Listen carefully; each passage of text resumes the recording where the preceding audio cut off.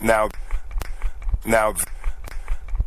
this is the one and only Amulragal FM, playing you the best in Kora, Ndaga, Seurba, Soca, Afrofusion, Reggae, Dancehall, Rocksteady, Soul, Jazz and Dancehall. Alongside DJ Bubba is. Tune in and don't stop tuning. Amulragal FM, remember to advertise your products and services right here. Weddings, christenings.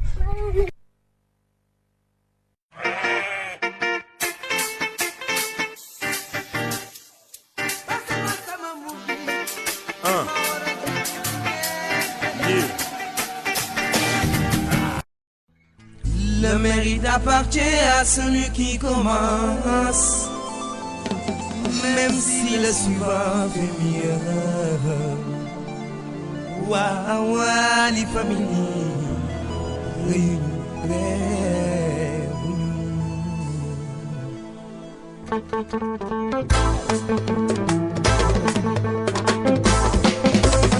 man xam naa fi ngeen ma yóbbu waaye fu ko raw laa leen di seetu. Amee naa fi ngeen ma yóbbu waaye fu ko raw laa leen di seetu. On mu saabu ku ko reere soo tëddee war na laa sonal. Man bëgg naa leen lool, man bëgg naa leen lool, man fonk naa leen lool. Yéen ñi xuloo ngir man samay soppe mag ak ndaw góor ak jigéen maa ngi leen di naan thank you. Man bëgg naa leen lool, man bëgg naa leen lool, man fonk naa leen lool. Amee naa fi ngeen ma yóbbu waaye fu ko raw laa leen di séentu. Man xam naa fi ngeen ma yóbbu waaye fu ko raw laa leen di séentu. Ràññee naa li ngeen di yéeg ci man waaye nu ko raw laa koy yëgee. Boonu saabu ku ko reere boo tëddee war na laa sonal. Ndeke di kese naxul bay loolu leer na ma, waxi kese naxul kenn loolu wóor na ma. Li may way leer na ma, biir na ma, wóor na ma. Yéena ma bëgg moo tax ma leen di wayal. Su ma juumee na ngeen ma baal, bu ma leen tooñee na ngeen ma jégal. Nu waali famille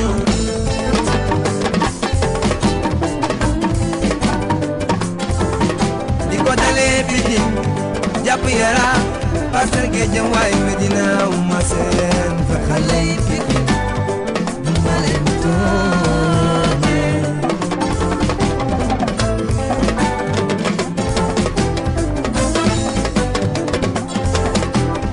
Yéen ñi may bëggee ci mel ni Modou Mbengue Mor Mamadou Koné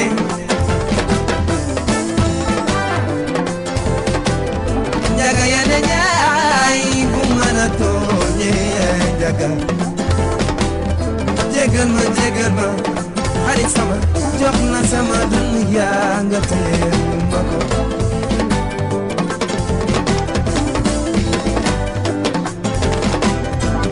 Coli yawa seni bokum amo umana yabo futa toro awa marie bokum awa ya baba gamala bagulon magi jeyna ba magi omar awaru gi bokum Bamako Bagamia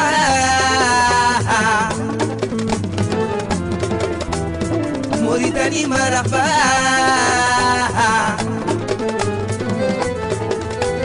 Mauritanie Maraba Yaweri Yaweri Yaweri Yaweri Yaweri Yaweri Yaweri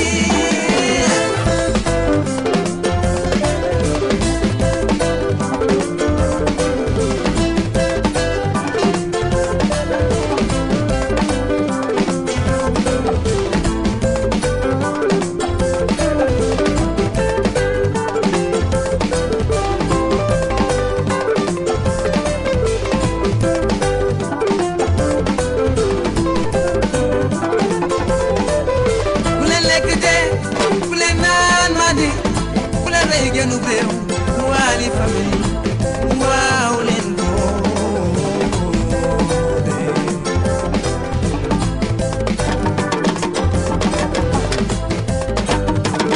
bëgg naa leen xam ngeen ko lool Fatou Bara Fatim sa yaay Alaaji Bara Jub sa baay bor laa la lebal sama yaay ju somebody's gonna know Bara Fatou Bara Fatou Bara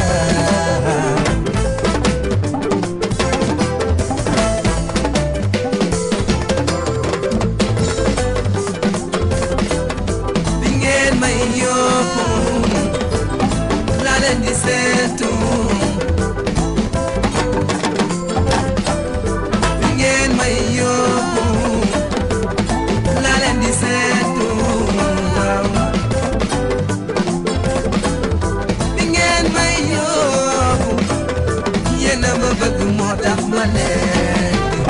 Wali family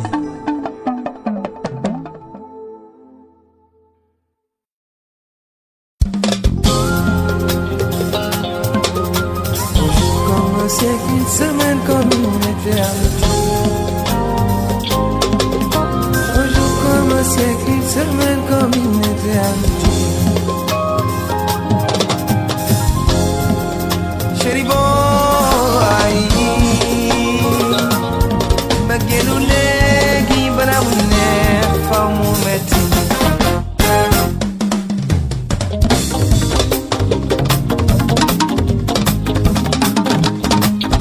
xool naa la fu ne seet naa la fu ne séentu naa la fu ne yal nañu fu ne ànd nañu fu ne dégg nañu lu ne nañu lu ne fu ne lu ne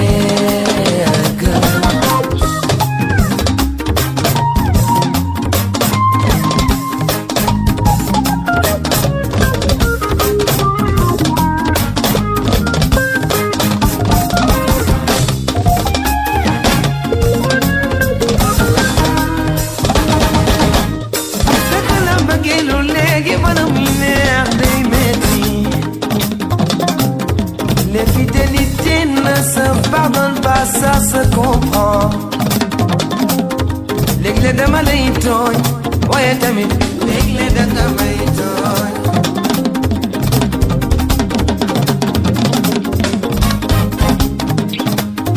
jaar nañu fu ne daj nañu lu ne dégg nañu lu ne dégg nga ma lu ne muñal nga ma lu ne fu ne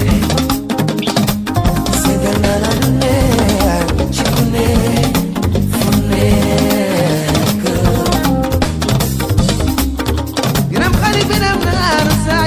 sajala wale ma ku ci am sa waay jëlal way wi yaa ko moom may naa la ko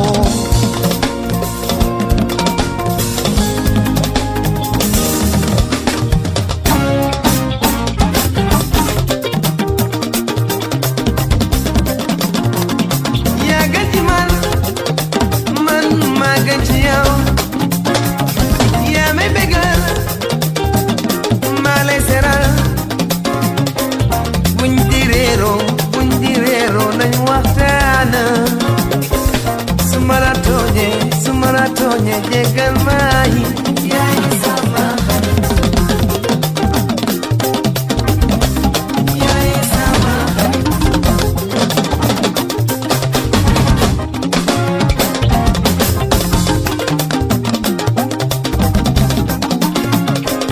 Babacar ma ko dunya ay sabay mam xaar sa yaay chéri mami Abdourahman may baayam Kader Njaay baay Saliw woy yaay suñu xarita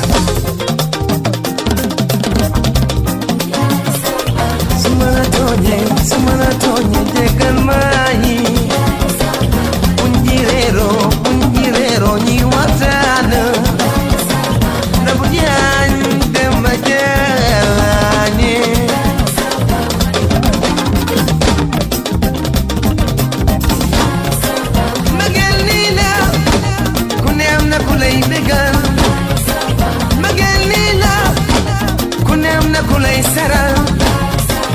Mustafa Nyambano.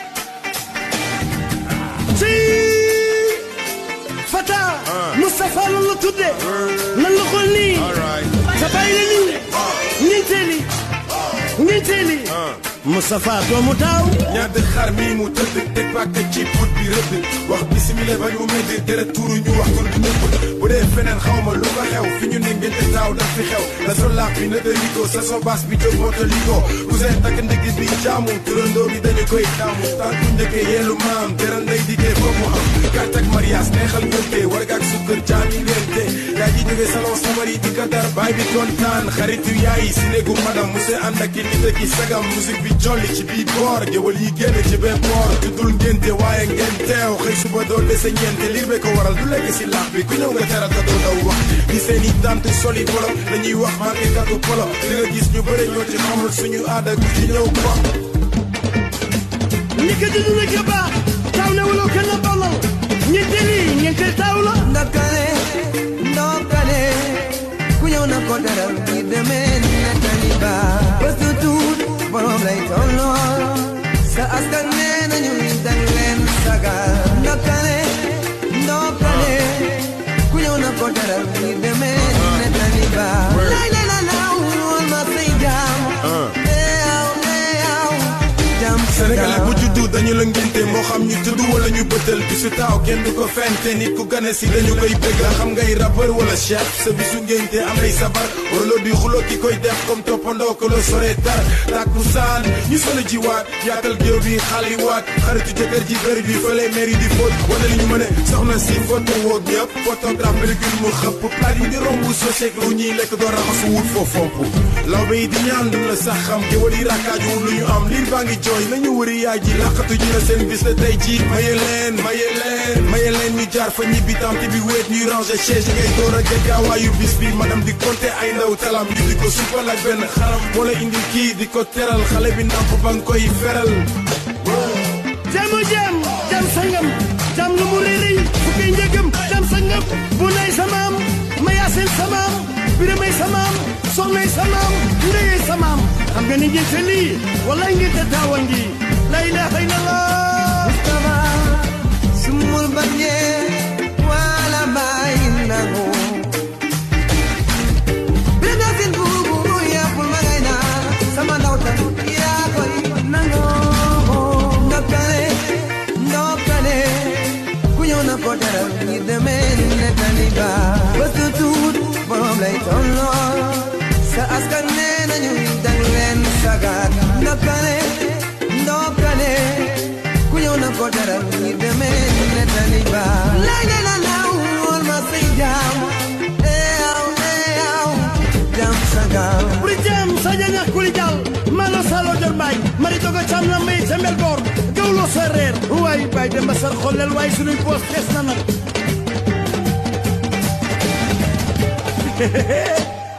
bay jee nanu seddoo nag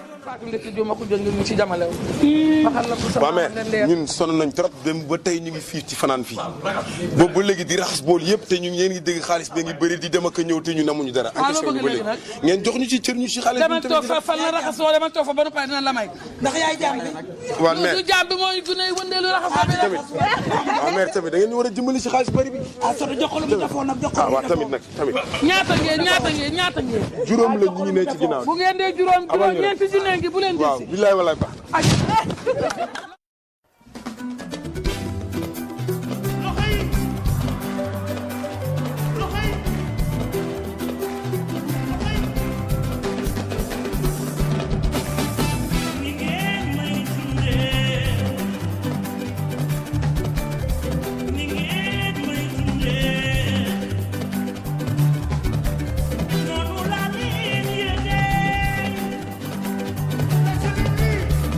Namu caya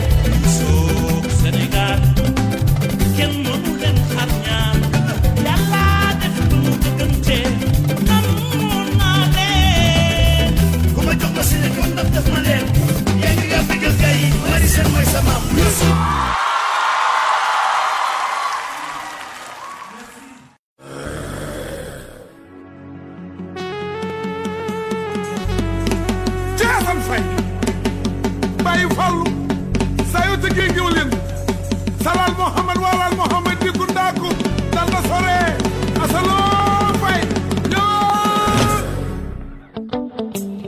gay ne fi nga jàpp nag bayil mu bëm bu ko xotti yow bayil mu bëm bu ko gaañ yow bayil mu bëm yàlla mën ko yow bayil mu bëm yow mu naa yow nga jàng ak sëful gay ne ñaay ñëwal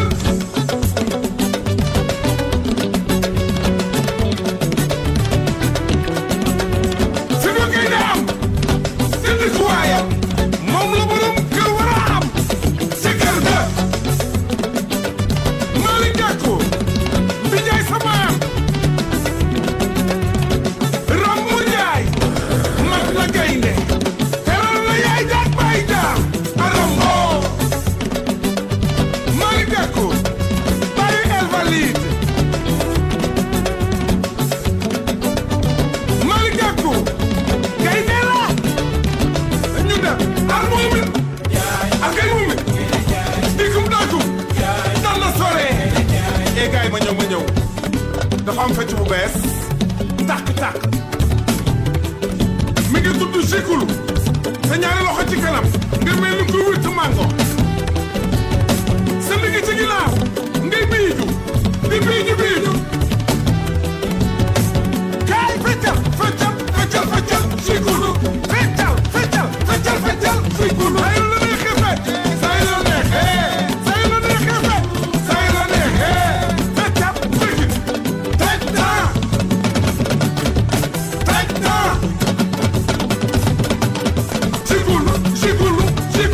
sikulu fecc tej naa prene la gis yaa nuuru nuuray yaa nuuru taala hakay morodi to mem salam dama daan wees ba cosaani maam tey ay waay man ba ma dee xale bu ndaw daan na ànd ak nit ñaa di way si ma jaay daan ànd ak longoloo na bu yaagaan du ma tay di la di ñaayu kon harmonie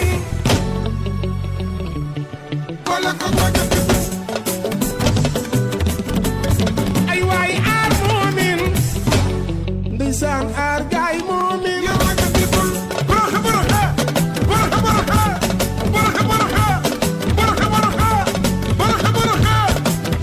sikulu feccal sikulu feccal sikulu say la neexee jumal tej naa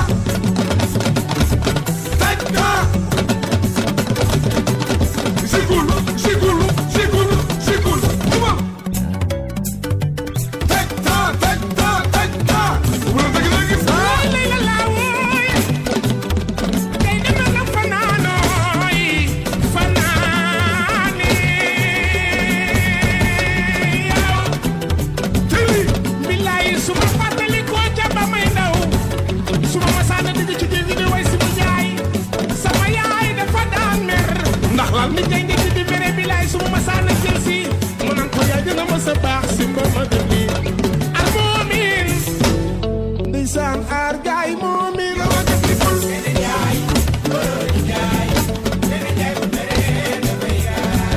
Malick Gakou xol ba rafet na yaay ngay dee Gakou baax na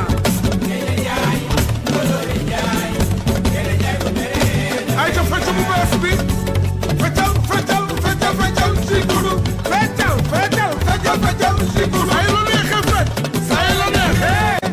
neexee fecc say la neexee dumal bëgg tej naa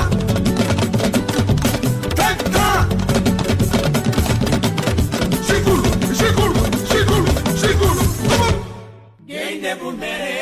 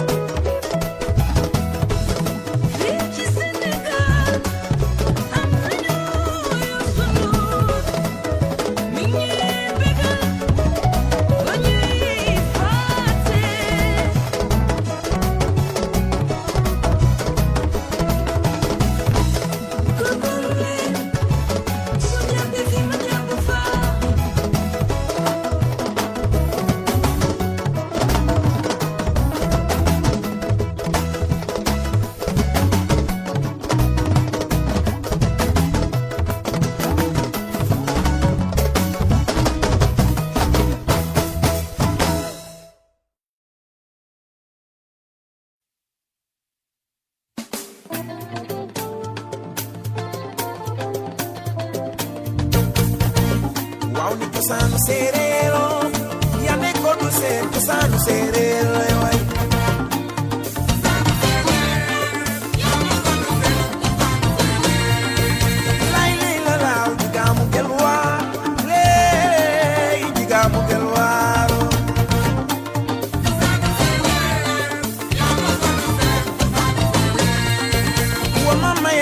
Cosano serero, hadiju cosano serero lay def.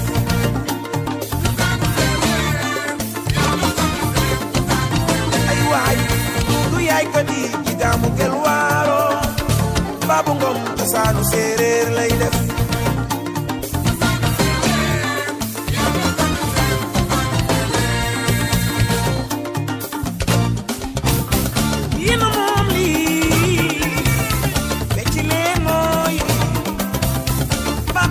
noo ma gis te samba yaane nga jaay digi joor naa nga njaay ak Adama Njaay ma njaay ngoone amu dem ba baayu maar buy bëri da ngay daan maa sel mbaa ñu daan la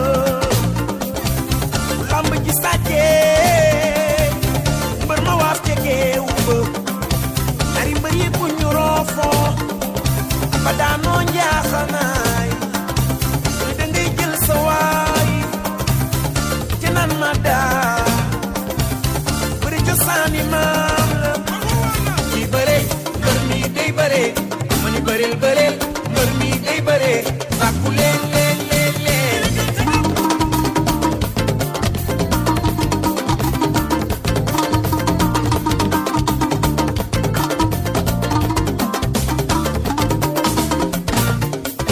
man dina may dem ba joof yoo yàlla ci la seeti Marcel Jaay soxna Daba mooy yaayam Blaise mooy baayam waa ci la yëngulee si man day ma way seen doom yi li nga doon danga ko doon Marcel doomu yaay Tafa Jóob man dina may dem ba ñaaxal seeti papa Boucar Diouf Fatou Seen mooy yaayam sini yaay jëteelere Ousmane Dike lam dooro jojo ko du dawraas waaw mi bëreel mbër mi day bëree bëreel bëreel mbër mi day bëree bëree leen leen leen leen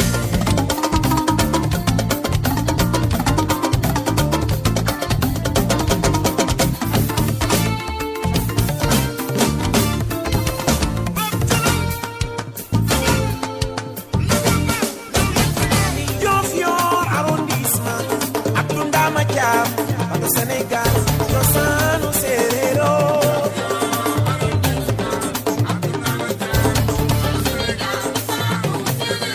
Marcel Diofior arrondissement ak Tundama Thiam ak Sénégal cosaanu séeréero waaw walaay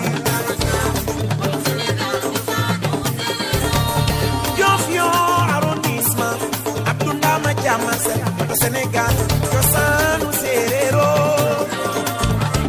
waaw walaay Bokor Diofior arrondissement ak Tundama Thiam ak Sénégal cosaanu séeréero waaw walaay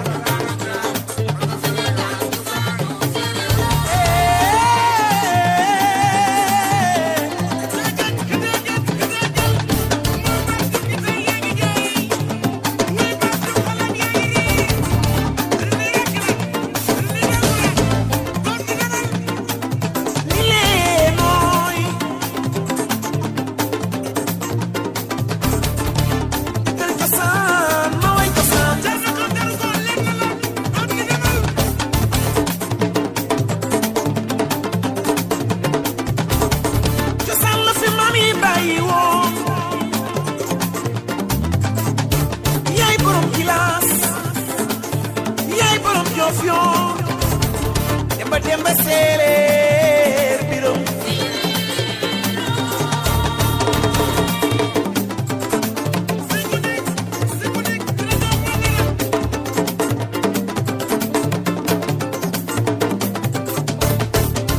nit ku nekk am nga kii lay bégal sama xarit yaay wal ma Aziz Ale Njaay mooy baayam doomu yaay Iliman Lama Iliman Shirimati Njaay doomu yaay Baay Njaay Aziz Baay Ale Njaay wal ma Ibra Gueye Njambeeg ma Xaasim ak Seynabo Amadou Thiam Fatim Si Malick Thiam doomu yaay ko fet Thiam Lamin Ndaw li nga doon ko doon Lamin Ndaw lu doon tooñee Ndaw walla teng bi dana mat na Thiam Gaucher di mbag walla teng Saliou bi dana mat na Thiam waaw ni kiri kiri ko kiri yow kiri kiri ko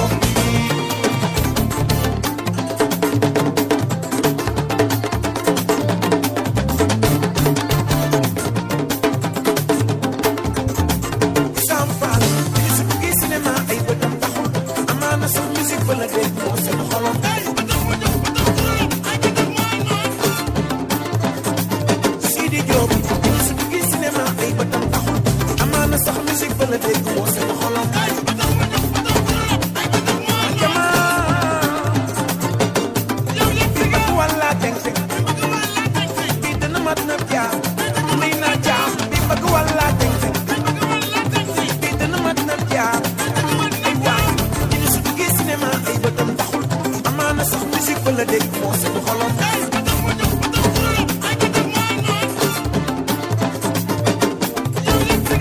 Yoff yor arrondissement Abdou Dama Diam Sénégal cosaanu séeréero waaw walaay Yoff yor arrondissement Abdou Dama Diam Sénégal cosaanu séeréero waaw walaay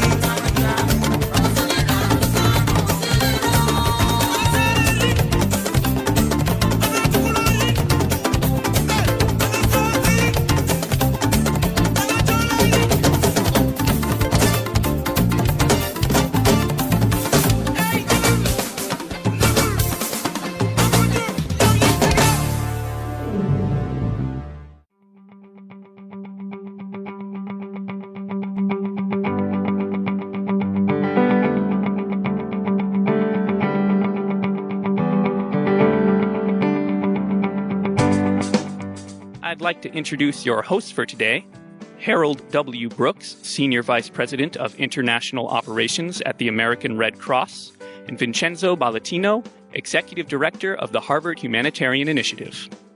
Andy, good morning, and thank you so much for that kind introduction. I'd like to welcome all of our listeners to this webcast for the launch of the 2013 World Disaster Report. This year's report focuses on technology and the future of humanitarian action. It's really hard to overstate the impact technology is having on humanitarian action, and our presenters will address the myriad ways that this is happening. Understanding the impact of technology on humanitarian assistance and how to measure it and evaluate it is one of the key programmatic objectives of the Harvard Humanitarian Initiative. This year's World Disaster Report is the product of close collaboration among the International Federation of the Red Cross, the American Red Cross, and the Harvard Humanitarian Initiative. The report represents the importance of research in humanitarian action and the benefit of collaboration between humanitarian organizations and academic institutions. I'm really delighted to be able to co-host today's webinar with my colleague, Harold Brooks, Senior Vice President of International Services for the American Red Cross. Mr. Brooks manages the international activities of the American Red Cross with responsibilities ranging from international humanitarian law, family tracing services, international policy issues and strategy, healthcare and disease prevention, as well as disaster preparedness, response, and recovery. Mr. Brooks' Red Cross service spans 30 years with leadership positions in Washington, D.C., Los Angeles, Atlanta, San Francisco, and New Jersey. Harold, it's really a pleasure to have you with us today. Thank you, Enzo. It's a real delight to be here in Cambridge. The objectives of the event are to launch the 2013 edition of the World Disasters Report, also called WDR 2013. The focus is on technology and the future of humanitarian action, and we're doing it today, the 17th of October in Boston, and there was a media event in Geneva on the 14th. As was mentioned by Andy, this is also going to be a video online at ifrc.org. The WDR 2013 examines the profound impact of technological innovations on humanitarian action, how humanitarians employ technology in new and creative ways, and what risks and opportunities may emerge as a result of technological innovations. The responsible use of technology offers concrete ways to make humanitarian assistance more effective, efficient, and accountable, and can in turn directly reduce vulnerability and strengthen resilience. Finding ways for advances in technology to serve the most vulnerable is a moral imperative, a responsibility, not a choice. Thanks very much, Harold. This live web seminar will address a number of ways that technology is transforming how local communities respond to disaster and how the international aid community engages in disaster response. The panelists will also consider some of the dilemmas presented by the proliferation of technologies globally. Among the questions that I've had in reading the report include what are some of the ethical and social challenges associated with the use of technologies for communication with disaster-affected communities, with data gathering and decision-making based on that data, on those data? What are the practical and moral implications of the so-called digital divide, and how do we address those? Which organizations are vested with the duty of creating and maintaining standards and guidelines for the use of existing and new technologies in humanitarian assistance? I hope that these, and I'm sure many of other questions that online listeners will have, can be addressed in today's live web seminar. Harold, would you introduce our panelists today? We have a really wonderful panel today, and led by Dr. Patrick Vink, editor of this year's WDR 2013 and director of the program on vulnerable populations here at HHI. We have Laura Howe, who's Vice President of Public Relations, American Red Cross, Rebecca Curzon, who is Senior Program Manager, Corporate Citizenship and Corporate Affairs at IBM, Matthias Schmali, Undersecretary General, National Societies and Knowledge Development at the IFRC, which is International Federation of Red Cross and Red Crescent Societies, and Gary Fowley, head of the Liaison Office at the United Nations International Telecommunication Union. That's fantastic, Harold. Thank you so much. To introduce my colleague, Dr. Patrick Vink, who's the Director of the Program on Vulnerable Populations at HHI. Dr. Vink is an associate faculty member with the Harvard Humanitarian Initiative and research scientist at both Brigham and Women's Hospital and the Harvard School of Public Health. At Harvard, Dr. Vink leads the Program for Vulnerable Populations, where he focuses on implementing empirical studies and evaluations on such things as trauma and exposure to violence in conflict-affected societies, and perceptions and attitudes about peace, justice, and reconstruction. He also manages projects and research on vulnerability analysis, food security, and displacement. And finally, Dr. Vink co-founded Kobo Toolbox, a digital data collection project to advance social science research. He is also the editor of this year's 2013 edition of the World Disaster Report. Patrick, it's really a pleasure to have you with us today. Thank you very much, Harold. Thank you, Enzo, for introducing and hosting this webinar. This is a very exciting time for us to talk about technology. There are so many initiatives happening on the ground, so many programs, projects emerging, and really what we were trying to do with this report was to take a critical look at what is happening, what is positive, what are the lessons learned so far. We're going to talk a lot about technology, but this report really is about humanitarian effectiveness more than it is about technology. It is about how do we make sure that humanitarian action is as effective as possible, that we save as many lives as possible. So technology is a tool in that process. What we really need, what are the key factors, are humanitarian action that is more responsive to the needs of the population, where communities are not just recipients or beneficiaries of humanitarian action, but they are really critically involved in shaping, in deciding what is needed and how it should be delivered. We also need humanitarian action that is based and rooted in data, that is data enabled, so that we have better information about what is needed, where, how it can be delivered. Finally, we need humanitarian action that is also driven by evidence about what works and what doesn't work. So all these aspects are essential for humanitarian effectiveness, and technology can enable them. The additional component to that is the delivery itself of the assistance. How can we better deliver, whether it's preparedness, whether it's response to disaster approaches. So technology is a critical factor in those aspects. For example, when we think about enabling the communities to be partners and not just merely recipients, people are now increasingly connected, so they can send messages, they can be involved in a dialogue, we can reach out to them using both traditional media but also social media, so that they actually have a voice and participate in this process. Another aspect is more data-enabled humanitarian action, as I was mentioning. We can use satellite imagery, we can use crowd mapping or crowdsourcing of information, so that we don't replace traditional means of collecting data, but we enhance the information that is available. And that information then allows us to make better decisions about intervention, about action, and where to work. So another example of that is the increased use of digital data collection platforms. where paper-based data collection is now directly automated so that you skip those lengthy process of data entry, of handling papers, but you have information that is readily available. Finally, thinking about delivering more efficient assistance, one can think of many direct examples. One that has been rapidly adopted by humanitarian actors would be cash transfers. Think about the efficiency of transferring in money directly to an individual through his cell phone as opposed to a physical money transfer. When you have physical money transfer, there is a lot of leakage, which is a nice way to say that the money goes into different pockets, but not necessarily those of the intended beneficiaries. There is also transaction costs, overhead costs. So this is a really good example where technology is actually making action much more efficient. Other elements include better beneficiary tracking so that we ensure that the people actually receive the services that they are supposed to receive, and that over time they continue to receive the services that they need. So technology is a critical, and I would argue is probably the single most important critical factor in making humanitarian action more efficient.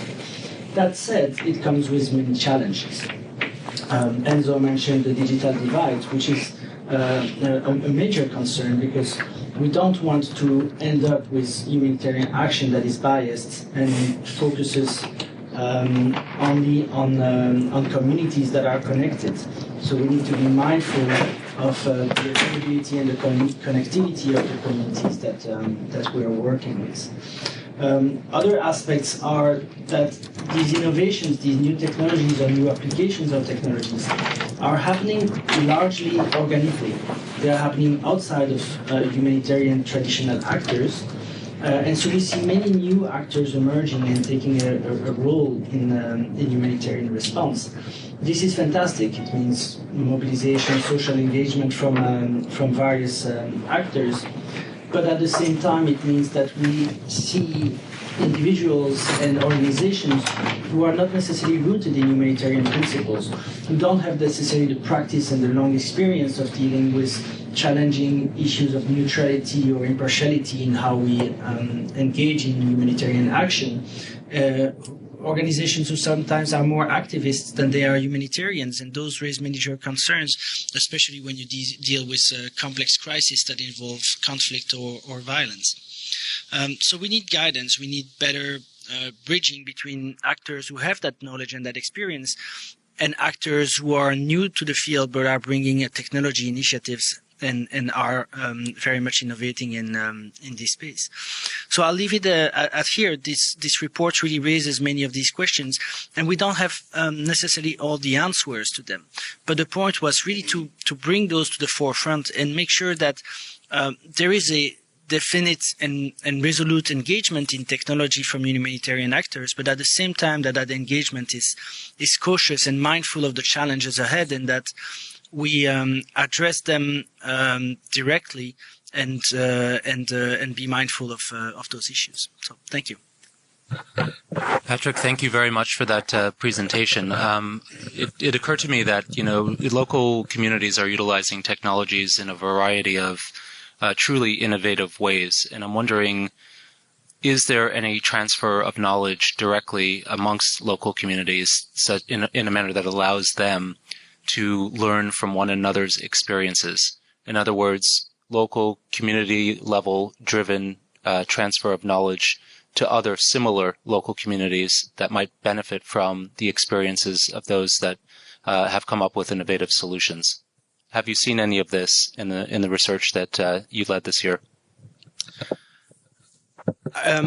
Some of that is again happening largely outside of the traditional humanitarian response. It is simply communities connecting with each other, being able to read each other's tweets or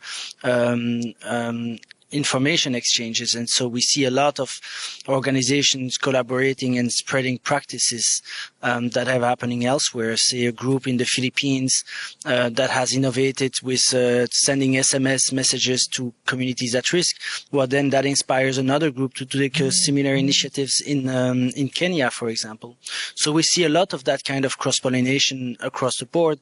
At the same time, there's probably a need to do that in a more structured way, so that the lessons learned are more formalized, they become institutionalized, and at the same time they benefit from the input of maybe more experienced actors who again are mindful of humanitarian principles of do no harm. That is really, really critical, because many of these actors are just learning things that we already know in many ways, not to put sensitive information publicly, how to deal with people who are traumatized and not re-traumatize them because we're not delivering the appropriate action, building a school in the appropriate way so that it's not on favoring one group over another and creating conflict. These are things we know, and we need to create more formal forum to do this. We hope that actually the site that is associated with the World Disaster Report will be one of the avenues to do that. The site allows for people to post comments, exchange IDs and information, and so we really encourage people to visit it. I have a question. And you referred to principles during the course of your talk, and we're really proud to have at the back of the WDR 2013 the fundamental principles from the Red Cross. Talk a little bit about the consequences of actors, well-intended, but who are not working from a set of principles. Sure. I may actually address this in two different ways. One is an interesting challenge and deals really with technology that sometimes largely emerged from the military, and that is now being adopted by humanitarians, large and small, local or international organization.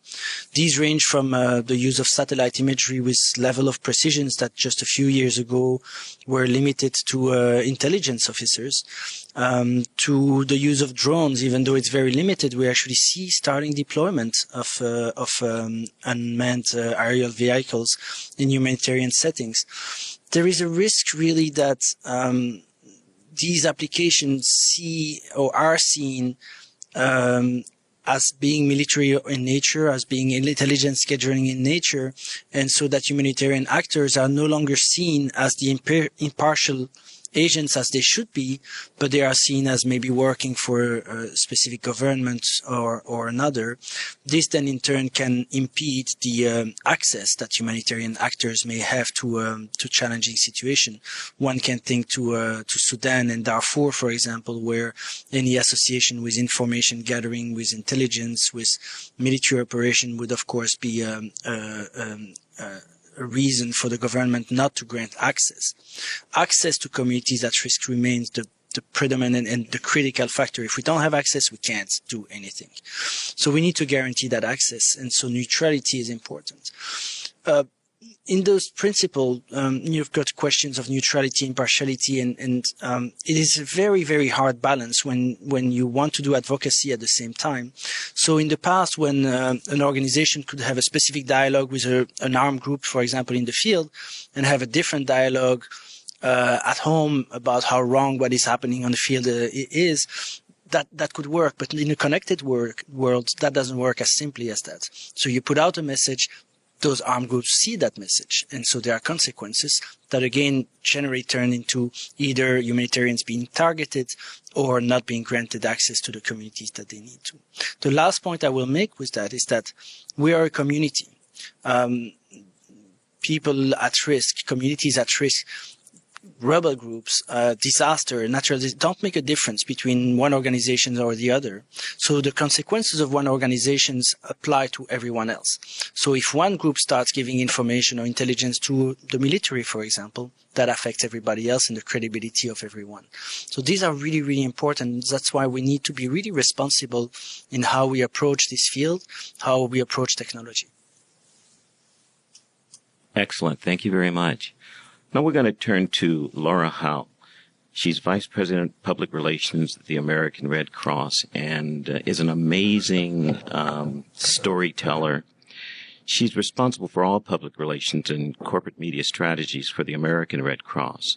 She's an amazingly wonderful spokesperson for the organization, and whenever there's something big happening, Laura is in the middle of it. She started her Red Cross career in Birmingham, Alabama, with the chapter there. and has been really just such a leader. When it comes to social media, we have a thing called the DigiDoc, or Digital Disaster Operations Center, that she's the thought leader and power behind. So you're really lucky to have an opportunity to hear from Miss Laura Howe, graduate from Missouri School of Journalism, and she's been active as a news reporter and anchor in stations throughout the Southeast. Laura, welcome. Thank you so much, Harold, for the kind introduction. I really do appreciate it.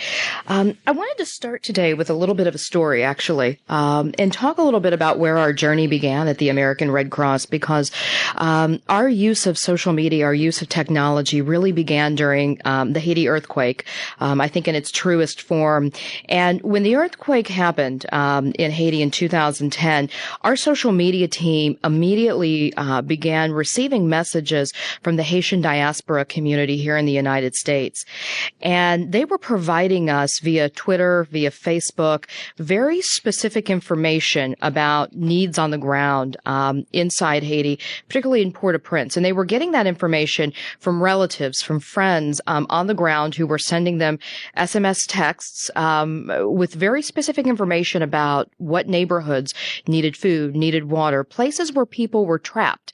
We didn't quite know what to do with that information at the time.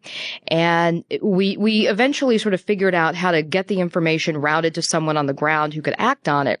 But it really was an eye-opening experience for our organization to see the power that technology and social media could have, particularly with people who were telling us and reaching out to us about needs that were happening. So that was really the start of a process for us to use technology, and particularly social media, to engage both the general public during emergencies, and most particularly those who were affected by disasters and emergencies, and really give them a seat at the table of our emergency response efforts. And we didn't have a great starting point. So one of the things that we did over the last 3 years is we did a series of public opinion polls to look at how the American public was using social media, using technology during emergencies. And we found a couple of key things. First of all, we found that social media and mobile apps were tied as the fourth most popular way for people to get information in emergencies. And they were right behind some of the other key media, television, radio media that people use to get information during an emergencies, and closing in quickly, I should say, also on those formats. 1 in 5 Americans told us they used a mobile app to get information during an emergency. And one of the other things that was so stunning to us is that more than 76% of Americans expected help to arrive within 3 hours of posting a need on a social media site. And not only did that tell us that people were using technology and they saw it as a way to communicate, but there was also a tremendous public expectation that someone would be there listening if they posted information. So that really set us on a path to build a social philosophy that did a couple of things at the American Red Cross. First of all, we want to empower online social communities to help us execute our disaster relief mission.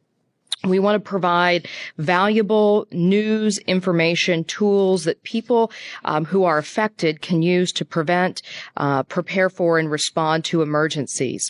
We also want to listen, and we want to engage and act on those public conversations that can help us improve our services and make operational decisions. One of the other things that has been very key for us is making social engagement and making technology part of the operational DNA of the American Red Cross. And basically that means that we want our volunteers, we want our employees to feel welcome to engage in the social space, give their expertise, and reach out and help people through these technology platforms. One of the key things that we did that you heard Harold mention a few moments ago was our Digital Operations Center, as we very lovingly call it, the DigiDoc. That is a physical space that is actually opened up in our Disaster Relief Operations Center headquarters in Washington. It's a social listening center, and it's the first of its kind that's being used for humanitarian purposes. And what that allows us to do is to provide all the people who work in our digital or in our operations center to allow them access to data visualizations of information from the social space. It really serves for us as a coordination center for social media engagement and with the public during both domestic and international disasters. And it's one of the things that has really helped us manage our data better so that we can use that for our decision makers in our organization.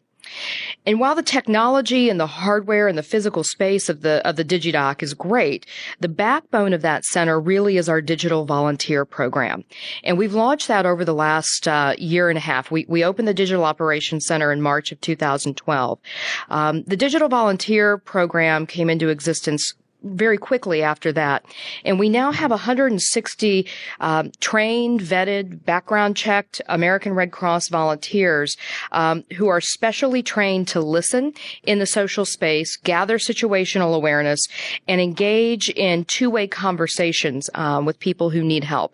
So not only collecting the information about where help is needed, but also disseminating information, providing emotional support to people. That's been very key for us as well. And so those volunteers have really been the backbone of our effort.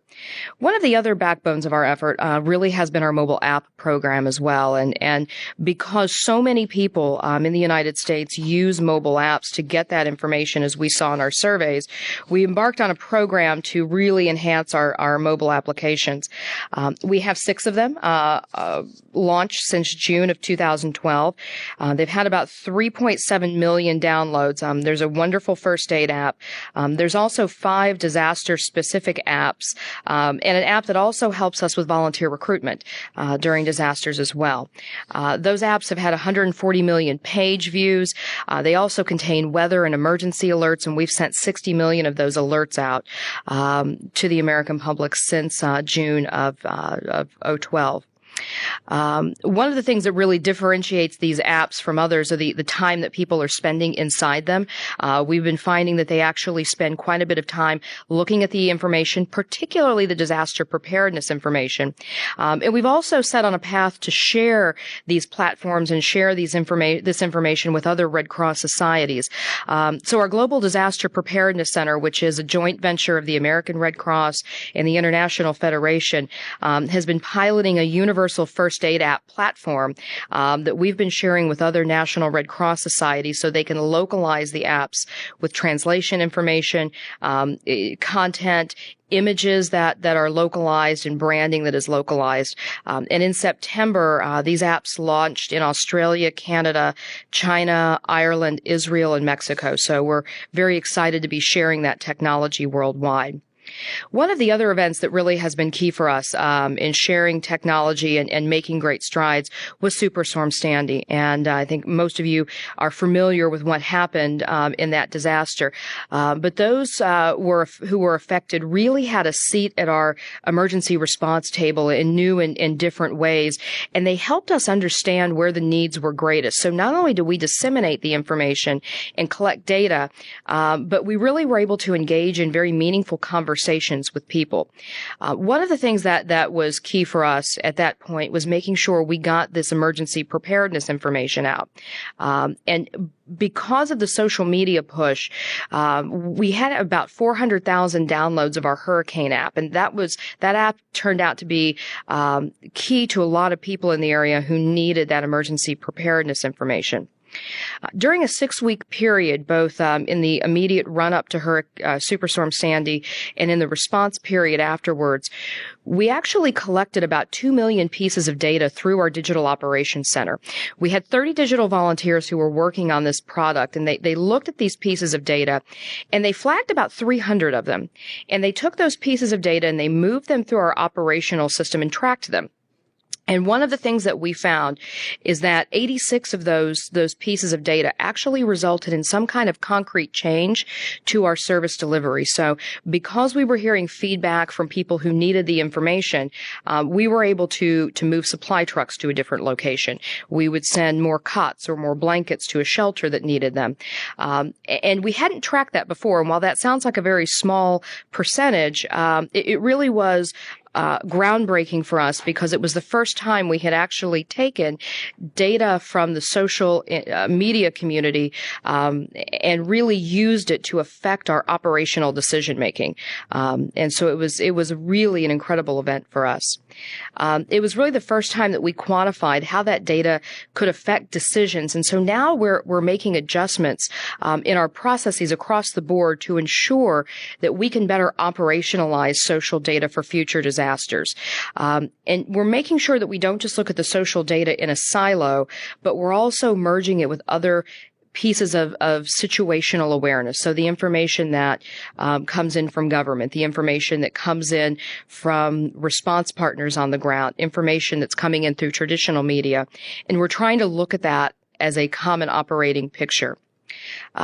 One of the biggest lessons I believe that we learned is that you can't view technology in a silo, that you really have to look at it alongside all of the other information that you're getting, and that the information is wonderful, but unless you have the human collaboration behind the technology, you're not going to be able to use it to make great operational decisions. So the human collaboration piece is very key and something that even in this technological world, we can't forget about that. So a couple of just key things, I think. It's not necessarily the data that you're collecting all the time, but it's how you operationalize that data and make it useful for decision makers that will really affect change. And there's also this enormous untapped opportunity to engage people as volunteers in this space. And so when you merge the people with the data and the technology, you can do some tremendous things. Really fantastic presentation, Laura. Raised a number of issues. One question that we have from Marco, who writes from Hungary, is with respect to some of these new technological innovations that are being used in response, especially those that collect and process personally identifiable information, for example, biometrics. He suggests that there's a lack of clarity or universally accepted safeguards for processing that information. And he wonders, how do you evaluate the risk of collecting and managing that information, and who's working on any sorts of solutions for that? That's a great question. It's interesting because I think that there's a sort of expectation, particularly in the social media space, that the information is sort of in a public open source format. And so I think we're dealing with questions that sort of go to a change in the public's expectation around how much of their information will be kept private versus sort of the ethical considerations around that. So it's a very good question, and I'm not sure that it's one anyone has come to a definitive answer on at this point. So, Laura, one of the things I really like about technology is it can sometimes allow for high-tech, high-touch, and one example of that is a digital hug. Can you explain what that is? Sure. One of the things that we have really tried to engage in at the American Red Cross is to provide emotional support. And I think the psychosocial area is one place that's kind of unexplored, and being able to have that high touch with technology is a very interesting concept. So one of the things that we do, when we scan the social universe and we see people that are having anxiety, having a hard time with emergencies, we reach out and say, hi, we're with the Red Cross. Here's a piece of actionable information that you can act on to help you in this situation. We're thinking about you, and we give a digital hug. And for us, it's the word hug in 2 parentheses. And so that's a digital hug from the American Red Cross. And people have really responded well to that. So it's a little bit of a way to reach out and have some touch in that technology. Fantastic, Laura. Thank you so much. I'd like to turn now to Rebecca Curzon. Rebecca is a Senior Program Manager of Corporate Citizenship and Corporate Affairs for IBM. Ms. Curzon manages IBM's global involvement in humanitarian disaster response, which sees IBM technology applied to meet critical needs following a disaster and used to develop smarter and more resilient cities. Ms. Curzon works with global teams to integrate citizenship into IBM's business and provides its citizenship professionals with strategies for integrating grants to support local, nonprofit, and education organizations worldwide. In 2003, she helped launch a global portal that supports IBM staff to volunteer in their communities. She represents IBM on the Working Group for Disaster Assistance at the Business Civic Leadership Center at the U.S. Chamber of Commerce Foundation. Rebecca, it's a pleasure to have you with us today. Thank you, Enzo. It's a pleasure to be here. So here today, I'm in the presence of people who are truly experts in the disaster domain, who are part of organizations with humanitarian work as a core part of mission. So why is IBM here? Well, the answer is that IBM, an enterprise solutions company that helps build a smarter planet, is also a corporate citizen, using our technology, our expertise, and our solutions to help address societal challenges. Disaster is without question one of the most riveting societal challenges today. We try to help. We've helped in 43 disasters in 23 countries since 2001. And that is both large-scale disasters like Haiti and Japan, as well as smaller, very local disasters. So today I hope to convey one corporation's perspective on disaster response in the context of the innovation that's described in this excellent report that we're launching today. I have 3 thoughts to convey about our disaster work. The first, it's aligned. It leverages what we do best as a company. We make grants to help government and nonprofit relief groups carry out their missions. These grants are based on core citizenship programs and on technologies from across the business. We don't grant cash because our partners have told us that our solutions and our expertise provide the longer-term value and the impact that they want. We also harness the energy of IBM volunteers across the world who want to use their skills to help. Volunteerism is core to our company values. They get initial online training through a course that we co-created with the American Red Cross. All of this is entirely consistent with our business strategy, so therefore it is sustainable within the priorities of our company. So second, our disaster work is done in partnership. We have long-standing alliances with community stakeholders through our grant-making, our volunteerism, and our thought leadership. We leverage these relationships when disaster occurs. We listen to the professionals talk about the challenges, and we look for the unmet need that our technology can help with.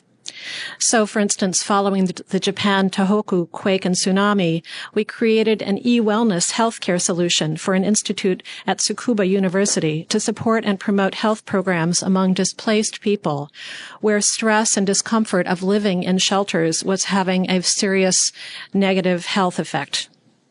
In the flooding in Uttarakhand state in India, we used analytics to consolidate and match missing persons information to assist in family reunification. IBM volunteers also helped the local government there in India set up a Twitter forum for sharing critical emergency and recovery information with the community. And after Superstorm Sandy, we helped the New York City Police Department with IT damage assessments at 9 police precincts that were underwater. We also helped set up a volunteer reception center on Long Island that evolved into a long-term recovery hub. So much of the work that is described in the report is focused on preparedness. We also work with our partners in this area, with partners who have disaster field context and subject matter expertise. So, for instance, in advance of the Australian bushfire season coming up that begins November 1st, we are readying for a pilot with the Australian Red Cross of IBM Crisis Tracker, developed by IBM Research, which uses social analytics and machine automation to classify and sift through vast amounts of Twitter content real time, and then uses maps and interactive visualizations to display the data. The intent is to connect the needs in the community to the agencies that can help them. We also granted consulting to the the Building Resource Exchange in England, the BRE, which has been working in concert with the IFRC. And this consulting was to help plan a web-based implementation of their sustainable habitation methodology for use in a post-disaster scenario. And also, since 2008, we have worked in the Philippines, most recently with the country Red Cross, to support their ongoing use of Sahana, a free and open source disaster management application owned by the Sahana Software Foundation. IBMers were among the team of original volunteers that created Sahana following the 2004 Asian tsunami. So, okay, aligned and in partnership. And finally, the third point is our work is relevant. Our disaster response solutions include the trends that are talked about so much in the report: analytics, big data, cloud, social, and mobile. So, for instance, within 24 hours after the Ya'an quake in China last April, IBM volunteers created a new GIS mobile app to allow persons needing help to use their mobile devices to show their current location. And the Chilean Red Cross established their command center for the 2010 earthquake response based on IBM Smart Cloud for Social Business in combination with Sahana. Disaster response involves, as we all know, a longer-term continuum of activities that helps communities become more resilient, and we are very committed to that. After the China Ya'an quake, IBM donated our Pure Systems integrated expert technology to the Chengdu Institute of Care Life in support of their earthquake monitoring and early warning system, which has the potential long-term to provide earthquake warning services to over 80 million people. And the Chilean Red Cross is now using predictive analytics simulations for planning and to design emergency drills and exercises using previous disaster response data. Since the Tohoku quake, we have also brought our Smarter Cities Challenge teams to 3 cities in Japan to help them define a roadmap to greater resiliency.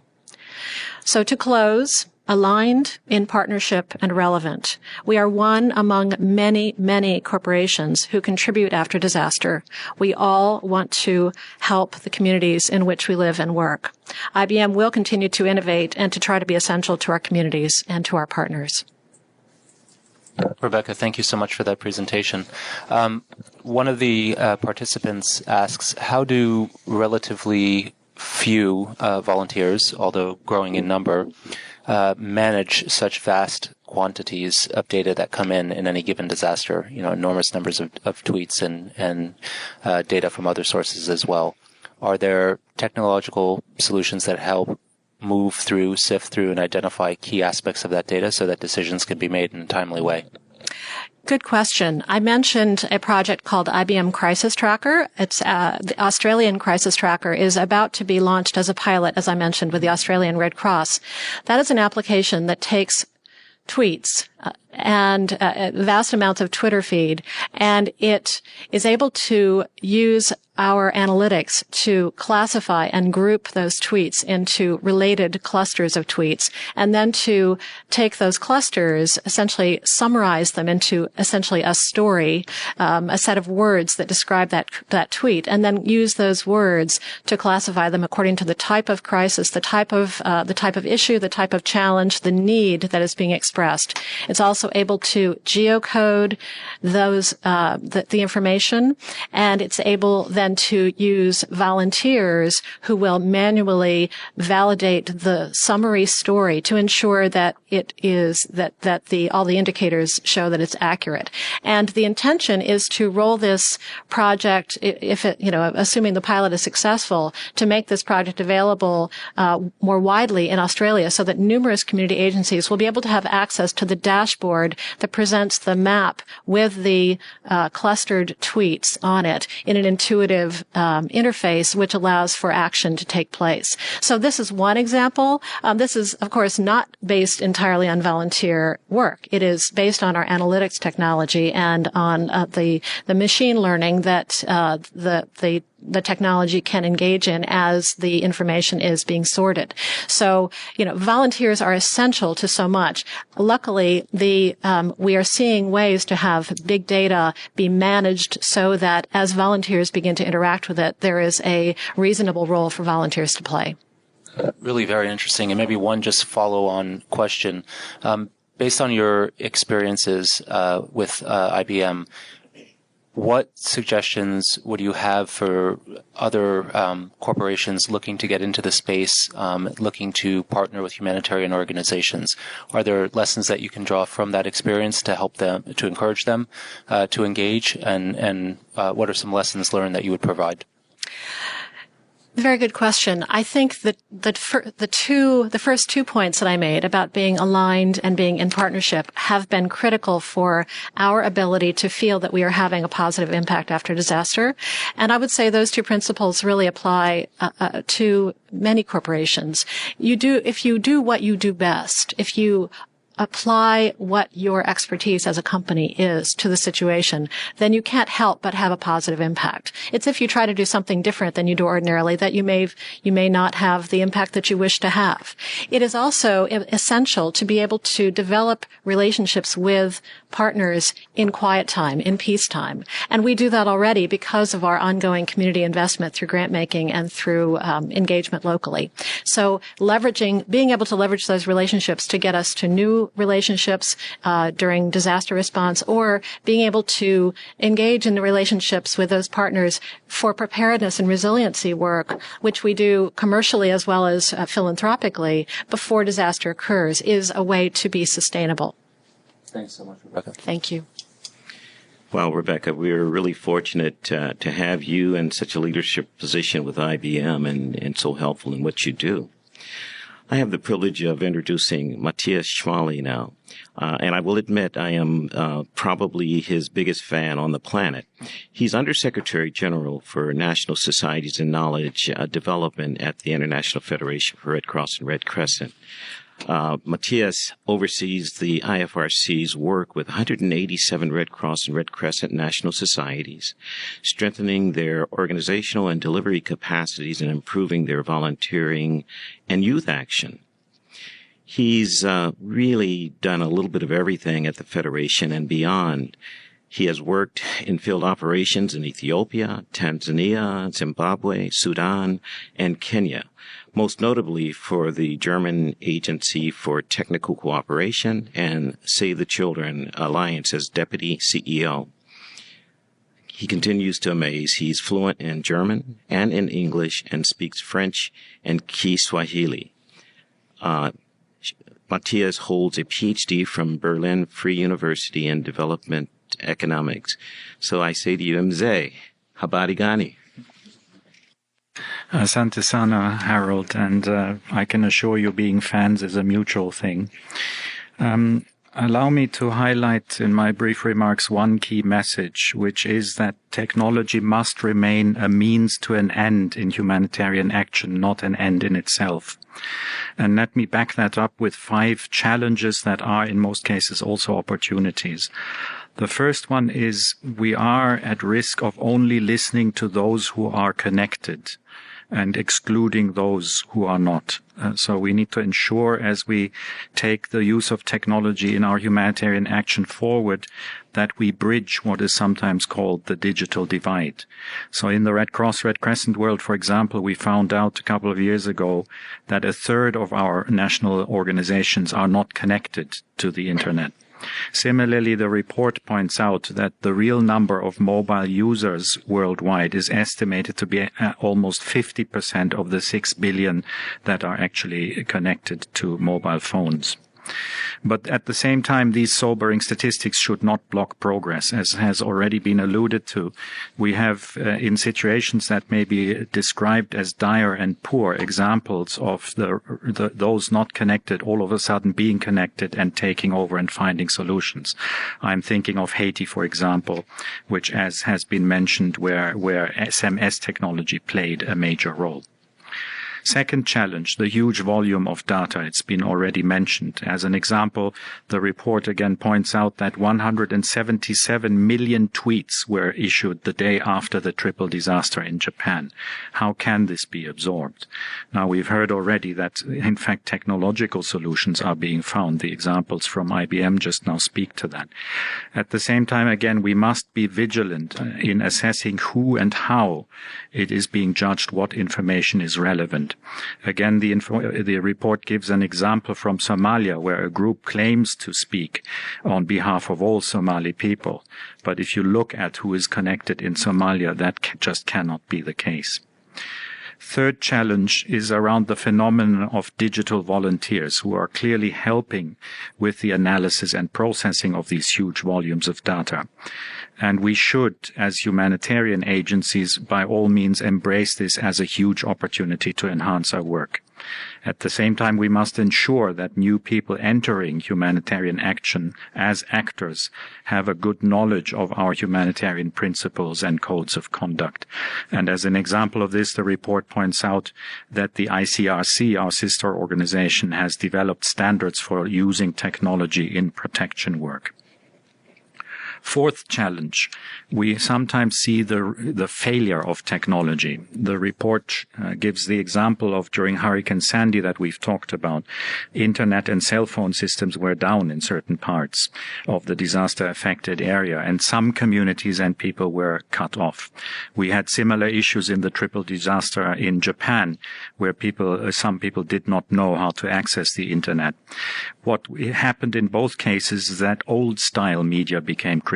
So, for example, in Hurricane Sandy, 50,000 hard copies of the Sandy Relief Bulletin were printed and distributed, connecting those people who were not digitally connected. And then the final point to make is, can technology replace humanitarian or human, rather, interaction? For us, listening to disaster-affected people directly is a critical imperative. And in that sense, again, machines cannot replace people. We have to ask ourselves whether proper accountability can be practiced without face-to-face interaction. So in conclusion, on the side of humanitarian actors, at least in the Red Cross, Red Crescent, we want to and we demonstrate that we fully embrace the opportunities technology brings to improve and scale up our humanitarian action. But we must retain the art of knowing and judging in a principled and ethical manner what works best in the specific circumstances of a given disaster. So the message is, don't throw out all that is proven, but find the right combination between the old and the new. Wonderful, Matthias. Thank you so much. I have a question from John in the UK. John asks what role private philanthropy can play in either the provision of or utilization of technology to build local capacity. So local capacity for local responders and local communities. Thank you for the question. I'm tempted to give exactly the same answer as Rebecca gave on a similar question in terms of the private sector. I think it's a question of what best fits in certain circumstances. So the alignment needs to be there between what a philanthropist has to offer and what the needs are. And the support can, in this respect, then range from investment of resources into building systems, into training up people, to providing expertise. Some philanthropists, like Bill Gates, has a foundation with experts in it that make their expertise available. So it really is not a one solution fits all. It depends on what a philanthropist has to offer. Thank you very much, Matthias. And maybe one follow-on question. Are you aware of particular training programs? You mentioned the importance of understanding humanitarian principles, ethics, especially for volunteer communities. Are there training programs that provide this sort of introduction to those communities before they participate actively in a disaster response? We are in the early phases. I can only speak for the Red Cross, Red Crescent here, and other colleagues around the table may know more from other agencies and actors. We are in the early phases of developing online training programs. We have a learning platform that by now, over the first 2 years, has connected 50,000 people that can take basic courses. And two things are happening there. One is it's open to everyone. So the digital volunteers we talked about earlier can access this and get their basic training that way. And then secondly, we are gradually including in the curricula the challenges and opportunities that technology brings. Matthias, can you talk a little bit about what we at the American Red Cross call GDPC, but of course we turn anything into an acronym. Talk a little bit about the Global Disaster Preparedness Center and what it's in existence to do. Yeah, I think, thank you, Harold, for the question. We have a number of so-called centers, which are really knowledge and expertise centers. And our understanding is that both the International Federation, but also member organizations such as the American Red Cross, have a role to play, not just in terms of brokering resources, but brokering expertise and knowledge. And the Global Disaster Preparedness Center that the American Red Cross is kindly hosting and resourcing to a large extent in Washington has played already a phenomenal role in identifying relevant knowledge for disaster preparedness and response and disseminating it throughout the network. I think earlier Laura made a reference to the first aid application that originally came from the United Kingdom, the British Red Cross, then was adopted by the American Red Cross, and now through the Global Reference Center is being made widely available to Red Cross and Red Crescent societies around the world. Matthias, thank you so much for that presentation. And now finally, we turn to Gary Fowley, head of the Liaison Office of the United Nations International Telecommunication Union. Mr. Fowley joined ITU in 2001 and has been in his current post since 2009. He's an economist and journalist and worked as a producer and reporter for the Canadian Broadcasting Corporation's news service for 10 years as a freelance reporter for The Economist. Mr. Fowley was account director for the technology arm of the global consulting firm Hill and Knowlton, where his clients included Microsoft and SAP. In 2003 and 2005, Mr. Fowley was responsible for communications for the UN World Summit on the Information Society. In 2005, Mr. Fowley became the UN Chief of Media Liaison in New York, a post he held for 3 years. Mr. Fowley, welcome. Thanks very much, Enzo. It's my pleasure to be here. First of all, I want to say my goal here was to sort of maybe tie up some loose ends, thinking that there was an opportunity to comment on the commonalities that we have and maybe some of the challenges that we face. But this panel has done such a great job of raising the issues. I'm not sure I can do that. But I do want to say one thing. I think this report is really groundbreaking, and why I think it is because it's the first time in my knowledge that we've really managed to bring together and bring the spotlight to the relationship between humanitarian aid, the science and technology community, and the sustainable development community. All three of them tied together, but we've never really had an opportunity to focus on that, and it is such a powerful combination. So I want to congratulate everybody that was involved in developing this report. And I want to talk also about the potential going forth, especially in the area of private-public partnerships. ITU, the International Telecommunication Union, which is the UN specialized agency for information and communication technologies, has been around for almost 150 years because we've been dealing with this issue really since the beginning of the communication age, which was when the telegraph was invented. So from the time of the telegraph to the internet, it really has been a 150-year history of private-public partnerships in the development of ICTs and humanitarian action, although they haven't always been tied together. And that's because of two things that I think our audience needs to know. One is there has always been a need for standards that will allow for interoperability and interconnection between all of our devices. And those devices have proliferated exponentially, and need for standards has kind of grown with them. And number two, and maybe most importantly, and the hardest for a general audience to understand sometimes, is spectrum. And that's the electromagnetic frequency spectrum, those invisible waves that really tie everything together.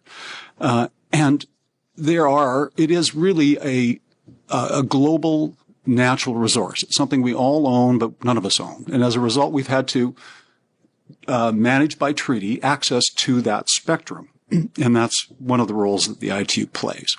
The ITU didn't become a UN agency until 1946.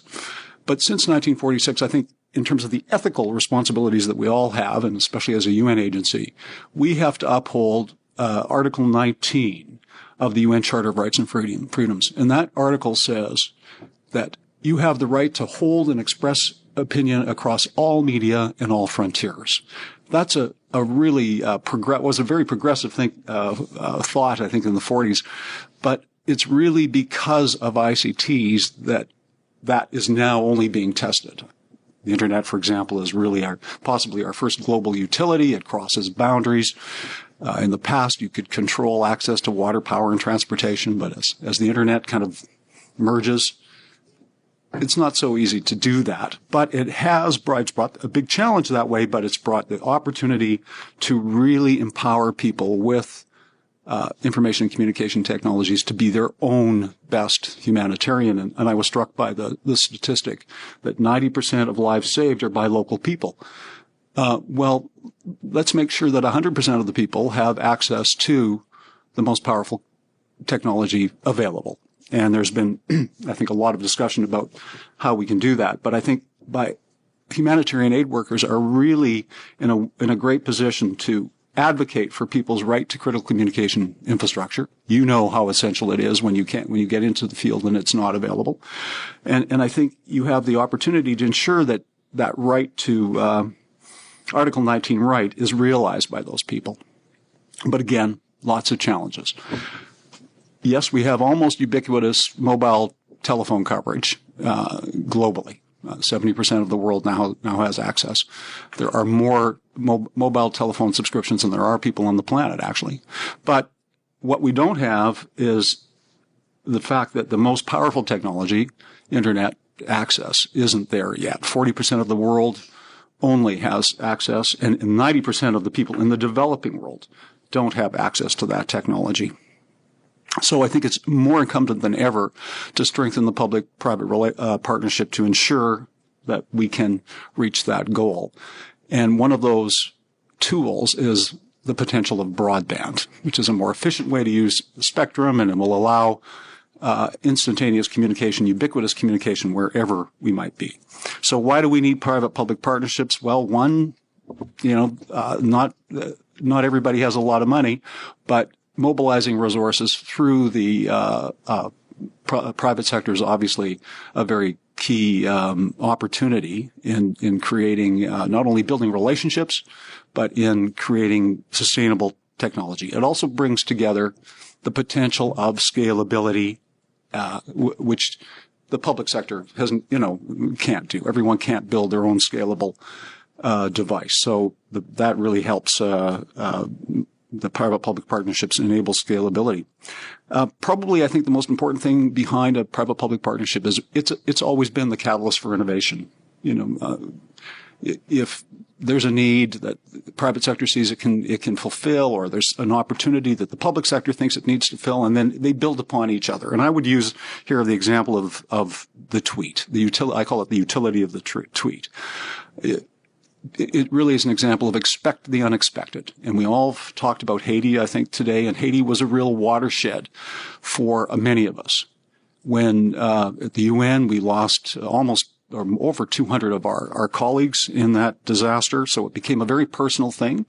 But what we discovered, I think, especially with Twitter and tweets, and I have to confess, to that point, I thought maybe that was a great example of our technological brain getting ahead of our social and practical brain, because, really I didn't need to know all that information about you. But on the other hand, as we found out in Haiti, it became an invaluable tool for resource allocation, and as Laura's mentioned, being able to source the locations of people and provide response. So that was a very important moment, and I think that's what we have to continue to look for, all of us, is the opportunity to exploit and identify and exploit those sort of unexpected, maybe potential that comes often, unfortunately, with disasters.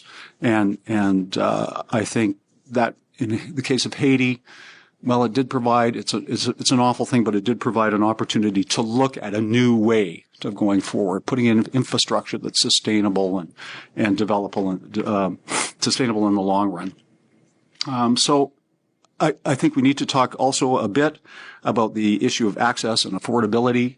That remains a big issue. As Matthias mentioned, the digital divide still exists. In the past, it was access to telephone. We've kind of come over that one. ITU's been looking at this since 1985. Now we have a digital divide that really is divide that separates the online world from the offline world. So we need to make sure that everybody has access to the most appropriate technology. And again, that's probably broadband technology. One last comment about Haiti.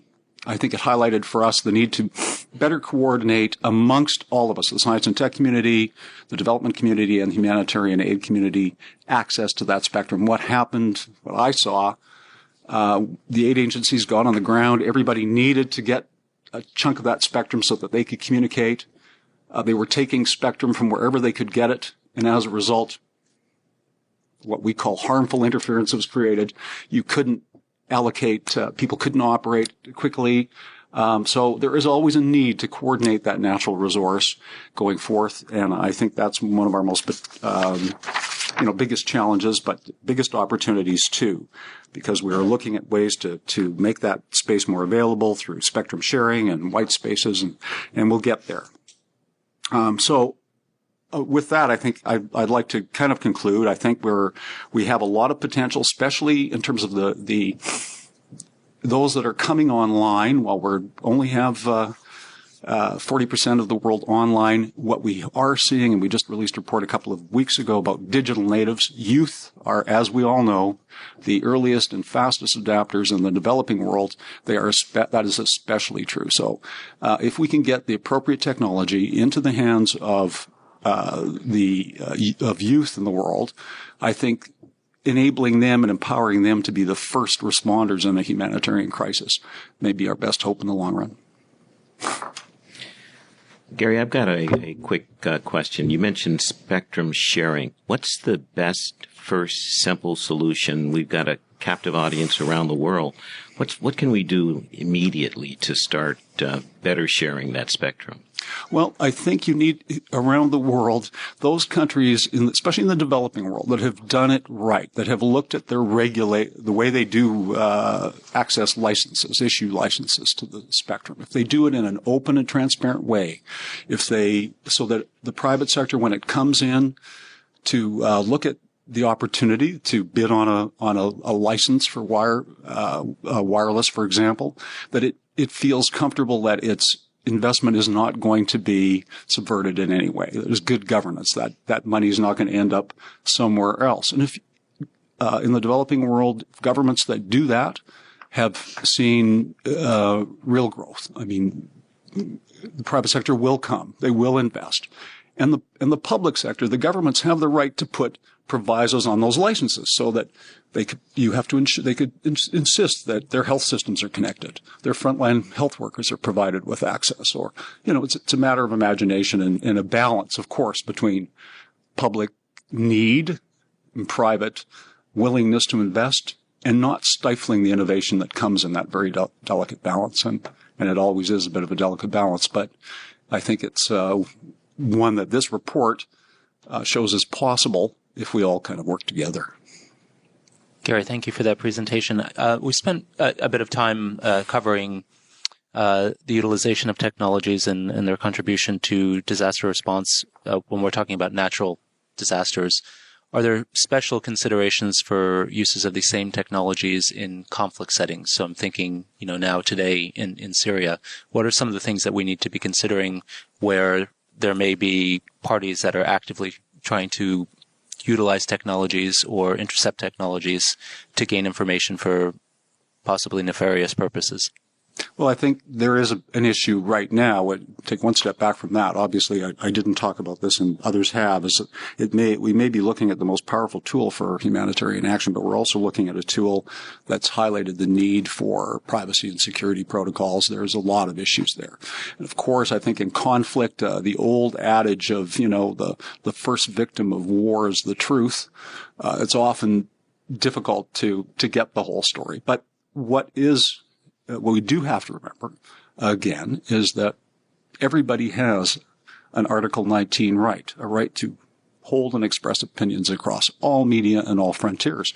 And for some, that's a very challenging article to uphold these days. And again, because of the technology ability to cross borders, the transport method of video, voice, and data has merged so much that being able to have 100% control is a challenge. Nobody can own it completely.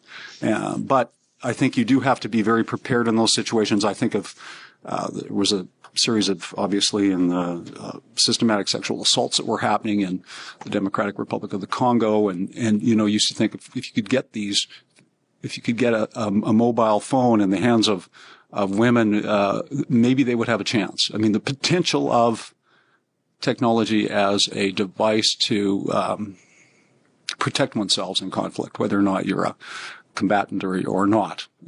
It's the ability to have that, I need help, I'm in trouble. Thanks very much, Gary. Maybe a follow-on question as well. I can aim this one maybe at Laura. One of the principles for distribution of aid in any emergency is distributing based on need. How do these technologies affect that basic principle? Are we now distributing aid based on who has the loudest digital voice? And is that still reflective of need? Yeah, I think it's a great question. When you are in a situation where you have aid, you're playing sort of a zero-sum game in many cases, where if you take it from one place to move it somewhere else, you've now taken a resource from someone and you've made a difficult choice to enhance someone else's service and their experience. I think you have to look at the technology and the information you're getting from technology in the scope of the broad situational awareness that you're getting. So you can't look at it alone. And I talked a little bit about not looking at it as a silo. It's a tool in the toolbox, and it's one piece of the information puzzle, but it can't be the only piece. And when you're hearing the conversation from one area, from one local community, saying we have needs, you really have to lay that up against the other information you're hearing from different sources. And fact check it and really look at that in the full picture, not just what you're hearing through the social media source or through the technology. Thank you. And I guess we could open that question to any and everybody who might want to respond to it, and also the question of conflict and Syria. So, Matthias. Just maybe one or two reflections on that. One is that, as we said earlier, the technology cannot replace human interaction. Technology can also not replace sound leadership and decision making. It would be an illusion to think that technology makes decision making easier, and I think Laura has alluded to that. It may make it easier in terms of maybe having a fuller picture of all the facts, but at the end of the day, some of the hard decisions that you need to face, especially where needs are outstripped by available resources and you need to triage in some way, at the end of the day, it comes back to sound leadership and human judgment. And then in terms of your conflict situations, what I'm reminded years ago during the aftermath of the Rwanda genocide, a colleague from the ICRC pointing out that what cannot happen is that humanitarians are made responsible for finding solutions to a conflict. So we can do our best as a community to try and alleviate suffering also in conflict. But the main solution to alleviating suffering in Syria is to find a political solution to the conflict. And again, that's not about technology. So I think I'm trying to reinforce a message that everyone around the table has been giving, which is technology is a means to an end, not an end, including in conflict situations. I could just add to that. Incredibly important point. Nothing will substitute for good governance. But what technology does do, especially information communication technology, is it's empowering people to show their colleagues, show the world examples of bad governance. And during the start of the Arab Spring, it was, we heard a lot of story, information, it was a watershed for ICTs or information communication technologies or the reason for the Arab Spring. Hardly the case. But they did enable us to capture the picture of Mohamed Bouazizi, who was in Tunis, the fruit seller, who had his fill of graft and corruption and just wanted his fruit scale back. and went to the extreme of immolating himself. And people captured that picture, and that spread as it does across the world because of our global utility that enabled us all of us to look at the issue not only of good governance but of the potential of communications technology as a tool for humanitarian aid, for relief, recovery, and development. And that's why, again, I think this report is so valuable, because it really ties together in many ways those three aspects through the use of technology, or has the potential. And I'm going to take 20 seconds here just to ask our audience if you believe that information communication technology has a role in developing a sustainable future and bringing together really the three pillars of sustainability, which are economic growth and social inclusion and human rights and environmental sustainability. Let's make four. Tell your leaders, because at the UN right now, they're in the process of looking at what's going to happen in 2015 beyond the Millennium Development Goals. Yo, DJ, are you done mixing yet? Your DJ has only just begun.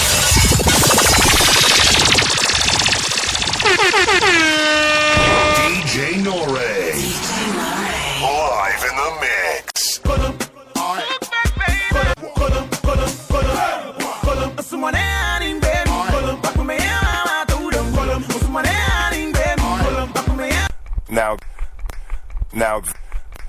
Now this is the one and only Amulragal FM, playing you the best in Kora, Ndaga, Seurba, Soca, Afrofusion, Reggae, Dancehall, Rocksteady, Soul, Jazz, and Dancehall. Alongside DJ Baba is. Tune in and don't stop tuning. Now this is the one and only Amulragal FM, playing you the best in Kora, Ndaga, Seurba, Soca, Afrofusion, Reggae, Dancehall, Rocksteady, Soul, Jazz, and Dancehall. Alongside DJ Baba is. Tune in and don't stop tuning.